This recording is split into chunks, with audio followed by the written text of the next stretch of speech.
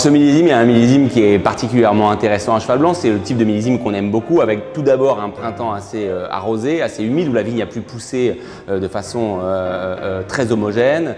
Et puis après, on a une météo qui bascule au sec et au chaud, et c'est là que le millésime se construit. Alors bien sûr, la première chose qu'on peut noter, et tout Bordeaux l'a vécu, toute la France l'a vécu, c'est une pression mid-dew qui est assez importante, hein, et donc on doit prendre des choix techniques qui nous permettent d'assurer une récolte de bonne qualité. À Cheval Blanc, on a eu cette chance de passer un peu au travers des gouttes et de pouvoir protéger notre vignoble convenablement tout au long de l'été. Donc finalement, on fait une belle récolte en termes de volume.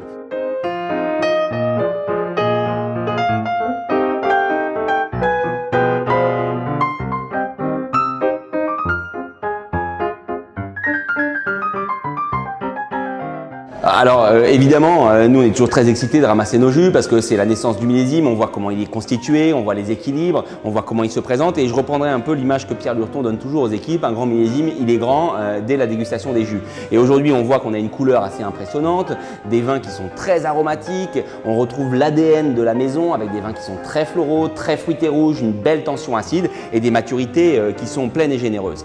Ce qu'on peut noter de particulièrement impressionnant cette année, c'est que chacune des parcelles semble être à peu près dans sa cible de maturité idéale, et on pense produire une proportion de grands vins assez importante. C'est très marquant pour Cheval Blanc, puisqu'en fait, Cheval Blanc, c'est la diversité qui construit la complexité de nos vins. Donc, ce qui est beau cette année, c'est que chaque parcelle est là où on l'attend.